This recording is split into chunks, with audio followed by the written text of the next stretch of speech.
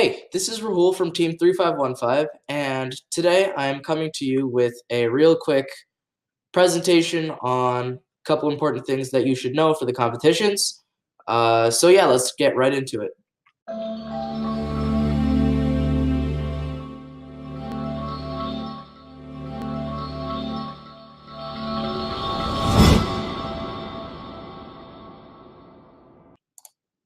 So first things first, I'm going to go over the reason for this video, show you how to open and deploy code.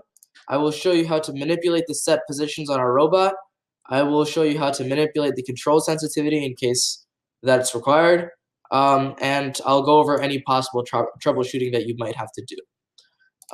So first things first, let's go over why I'm making this video.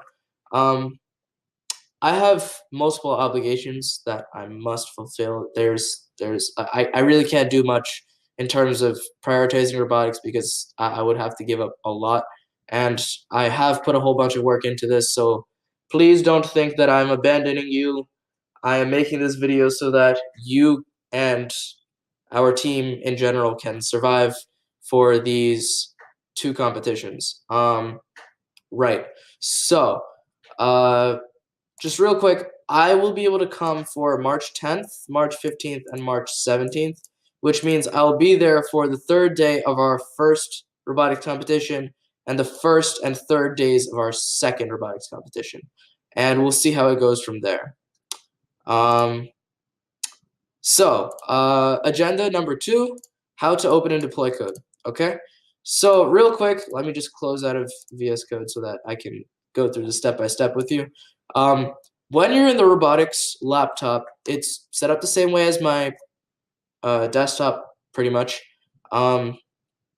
There will be code and there will be how to deploy it, and I'll show you both things right now. So first things first, you're going to hit the Windows button. It looks like a window, or you can click this right here and scroll down until you see the VS Code symbol. And the programming laptop, it should be like the first, it should be one of the first things. It should be like right here somewhere. But over here, it's over here. So you click into VS Code, and the project that should come up is RocketBot. RocketBot is the latest form of our code, and it's the code that was completely functional when we bagged the robot, so it should be perfectly functional when you're using it right now. The way you tell if you're on RocketBot is you look right up here. It says Java Overview, RocketBot, VS Code, right? So what you're going to do is you're going to navigate to, if it looks like this, you're going to navigate into source, SRC, and then into Java, and then into robot.java. This is the main class. This is the hub of the code. Everything runs through here, right? Everything else is referenced and instantiated and declared all over here, but you don't have to worry about that just yet. Just worry about robot.java. So whenever you are pulling up the code and deploying it, you need two things. You need VS Code, which I just showed you how to pull up, and you need the driver station. In the programming laptop, it's the same thing. The driver station is right next to VS Code. So once you pull that up, it'll look just like this, and it'll have the smart dashboard pull up. I've already configured the smart dashboard to have the camera and multiple different commands and settings. So what you're going to want to do in the programming laptop is just take the smart dashboard, maximize it, pull up the driver station right here, and then go from your code, which is robot.java, this file right here. You're going to do Control-Shift-P. I'll repeat that one more time. Control-Shift-P. That pulls up the run panel over here. And what you're going to do is you're going to build the robot code to make sure it works, and then you're going to deploy the robot code, right? So as soon as you hit this, it'll execute everything, and it'll show you the progress bar of if the code's deployed or not. I'll just do build code right now because I'm at home. I'm not connected to the robot, so deploying the code would do nothing. So let's just build the code. I want to show you that this works. So it'll start the daemon. It'll say that it's idle. It'll configure the project. It'll extract whatever it needs to extract. And if it works, no, when it works, because the code will work, it'll say build successful, and it'll tell you how long it took, right? As long as it says build successful, there's no problems with the code. You don't have to worry about the code, right? What you will be doing is you'll be deploying the code. It's the same process, Control-Shift-P, and then you just click deploy code, okay? So that's how you deploy the code. Once you deploy the code, the robot code should turn green, and the communications should be green, okay? It's at this point, once all three of these lights are green, that you hit enable and the robot starts, right? I should mention we don't have an autonomous this year. We've set it up so that we can use vision and just go teleop, right? So when you turn the robot on, you're going to have to wait a couple seconds for the Wi-Fi thing to pop up. So if you go onto the Wi-Fi thing, there will be a Wi-Fi connection called RocketBot, right? And you're going to connect to that Wi-Fi connection, and then you're going to, once you're connected, you're going to click teleop, and then you're going to deploy the code, and then you're going to make sure all three of these lights are green, and then you're going to hit enable and then use the robot as always, okay? One thing that you should do is you should modify these values to the actual properties of the game as it is, right? You can find these values inside of the manual for the season this year, and it should be perfectly fine. And make sure, if just in case your controller isn't sending signals, just make sure the controller is at controller 0. So if it were like pulled down, let's say it was controller 1, you just got to click on it and then drag to the top, like that, and just pull the highest one under, and then it'll read as controller 0, and then it'll be working perfectly fine. All right. So one more time, real quick. First, turn on the robot. Second, connect to the robot once the Wi-Fi shows up. Third, deploy the code with Control-Shift-P, and then deploy the code. And then, I lost count of what number I was on, but after you deploy the code, you check that all three of these are green, and then after all three of these are green, you hit teleop, enable, and then you're good to go, okay? Cool. Also, you're going to want to put this to whatever team station that you're connected to. It's just part of the rules. So yeah, that's how you set up the code, start the code, find the code. And that's how you deploy the code. What's next? How to manipulate the set positions. Okay, cool. Quick sip of water.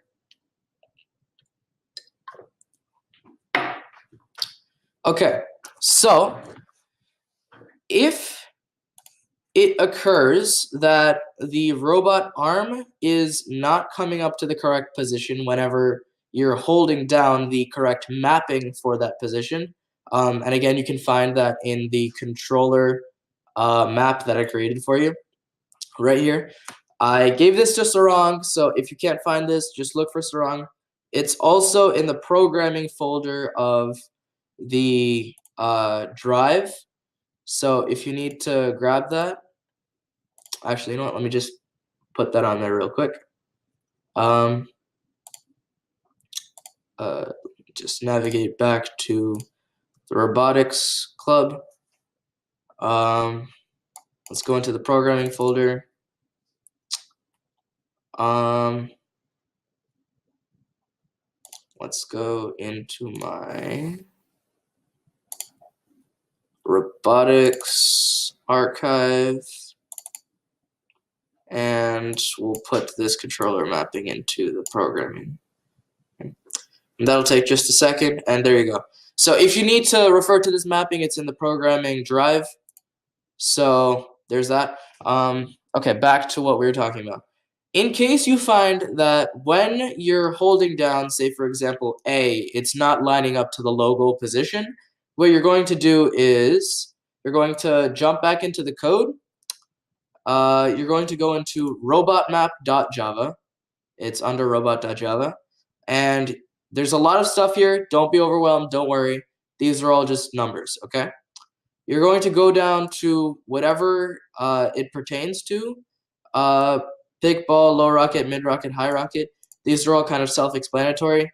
These correspond to the ball pickup position, X, the low goal position, A, that's the low rocket set point. The mid goal position, that's the mid rocket set point. High goal position, that's the high rocket set point. Pretty obvious. So these correspond to the controller buttons. If you find that during teleop, when you have the robot enabled and running, that these set points don't bring the arm to the correct position, you're going to adjust these values right here. So just keep in mind these values go from -1 to 1, but you're only going to be worried about these going from 0 to 1 because you only want it to go upward to that position. Because the way our mechanism is set up, if you send it a certain voltage, the arm will move up to that position and install there. When it's going back down, please make sure that you're either feathering the button so that it doesn't crash all the way back down, or using the manual control joystick, which is this one right here, as you can see, or just holding X so that it doesn't crash into the bottom. So yeah, what this is saying is that run the motors at 32% speed clockwise, because it's positive. If it were negative, it would be 32% speed counterclockwise. Run the motors at 32% speed so that the arm goes to whatever position is required. Let's say this is 32%. It would just stall here. So run the motors at 32% speed clockwise until it's at this position, and then the driver would just pull the left trigger to shoot. And by left trigger, I mean, let me just make sure that I'm looking at this correctly. By left trigger, I mean this, not this. I'm talking about this. These are the triggers. So yeah. So if this value was not bringing your arm high enough, you would increase this value. If this value was bringing your arm too high, then you would decrease this value, obviously. But when you're decreasing it, please don't decrease it. Please don't decrease it by more than 1/10 at a time, because we don't want to, break the motors. Also, they're very sensitive, so just keep that in mind. So you wouldn't want to go from 3 to 1. You want to go from like 3 to 2, and then test it, and then 2 to 1, and then test it, and go from there. So yeah, you can manipulate all of these however you need to. I recommend running tune-ups as soon as you get back or get to the competition place, so that you're not in the middle of the field not knowing what to do since the arm isn't moving up to the correct position. So yeah. All right, number 4, how to manipulate control sensitivity. Okay, this one is kind of weird. Just bear with me. You're going to go into the code, and then you're going to navigate up to the commands. If you need to if you need to control the driving and change the sensitivity on the driving, just go into the arcade drive command, because we're using arcade drive this year, and just change this value, the multiplier, right? So power would indicate how fast forward or backward the robot would be moving, right? So if you multiply this by 0.5, then that means whatever value you're getting, you're going to be halving that speed and then sending it to the motors, right? If you multiply it by 0.25, you're going to be quartering the speed. 0.25. You're going to be quartering the speed and then sending it to motor, right? So just keep in mind, power corresponds with forward backward, angle corresponds with right left, right? So if the robot's turning too fast, then you would decrease this multiplier. If the robot is going forward or backward too fast, you would decrease this. And if it's going too slow, then obviously you would increase whichever one you need to. And that's for driving. If you need to change how fast the arm is moving up and down, based on whatever inputs you give it through the manual control for the arm system, you would change, you would go into the manual arm command, because manual arm is tied to the manual arm control joystick. You would go into this command, you would scroll down, and you see again there's a multiplier here, right? You would change this multiplier based on however much you need to modify the up and down of the motors. Just keep in mind, all of these multipliers are only supposed to set the value to a maximum of 1, right? So whenever you're getting this joystick value, this raw axis, this will be passing a value between -1 and 1. So you never want to multiply by a multiplier that's greater than 1, because that has the capability of putting it over 100% speed for the motor. So just make sure, if you want to decrease this, just make it like 0.5 or something. But you never want to make it greater than 1. Like, you don't want to make it 2, right? Because that would be bad for the motors. So just make it a maximum of 1, right? And that goes for the driving too. Most likely, you're only going to need to manipulate those 2 bits.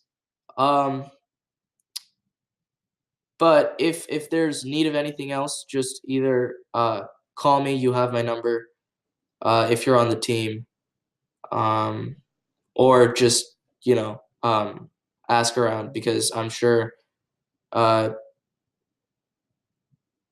Actually, no. Don't do that. Don't ask around.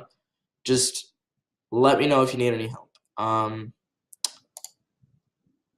So for the most part, you're only going to need to modify the driving and the arm control, right?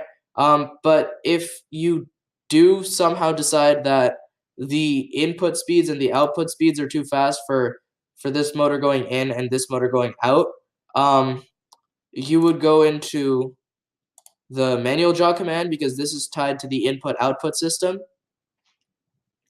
and you would change the multiplier on whatever is necessary. Like in speed, if you want to make that smaller, you'd make this a smaller multiplier.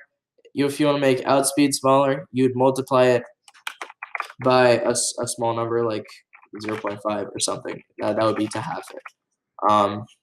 So yeah, you just change whatever the value from the joystick is. You just multiply that by whatever modification you want to make on the subsystem.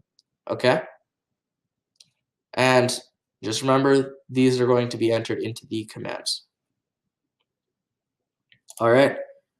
And number 5, possible troubleshooting. Okay. This might be a little bit more in-depth. Just give me 1 second. Okay. So if you use this code correctly, you shouldn't have any problems. Okay? In case you are manipulating something, like say for example, you're changing the multiplier on something, and you build the code and it doesn't work, just please make sure you check your syntax. First and foremost, make sure every statement that you change has a semicolon at the end, because if there is no semicolon, there will be an error. As you can see, everything turns red when you have an error. So make sure there is semicolons at the appropriate locations. You can ask one of the programming team members if a semicolon is necessary somewhere. Make sure you have the correct number of parentheses, and opening and closing parentheses for every required statement. And make sure you're not deleting any lines of code that you don't know what it does, okay? If you specifically need help, you're going to want to talk to either Rupak or Fazan, my co-captains. And if they are not available, try calling Hard, the mentor. And if he's not available, call me. And if I'm not available, try one of the other programming members.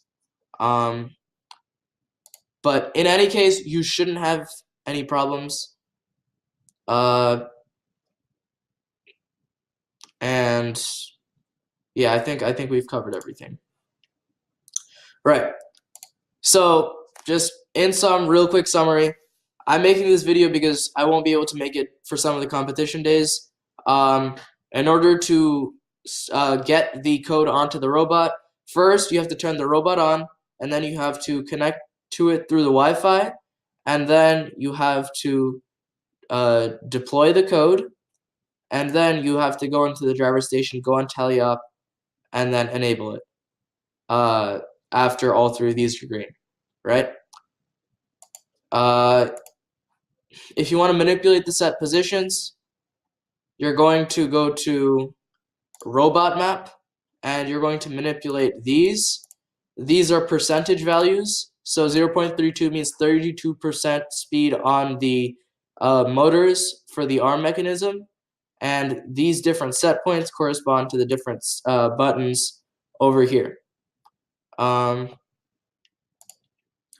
If you want to manipulate the sensitivity for the control, if you want to change the driving sensitivity, you would manipulate the appropriate thing in the arcade drive command, whether it's power or angle, power being going forward or backward, angle being going left or right. If you want to manipulate the arm going up and down, how fast it does that, you're going to want to go into the manual arm command and change the multiplier on this or this. And that would change how fast the arm moves if you move this joystick. And if you want to manipulate how fast the ball is input or how fast the ball is output, you're going to want to go into the manual jog command and change either this multiplier or whatever multiplier you want to add on to the outspeed. Okay? If you have any trouble, make sure you're checking your syntax. Make sure there's semicolons in the appropriate places. Make sure every parenthesis has a closing parenthesis. And if you still have problems, contact one of the programming members, either me, my co-captains, Rupak or Farzan, or Hard, or any of the other programming members. I wish you good luck on the competition. I hope you do well. Please make the team proud. Goodbye.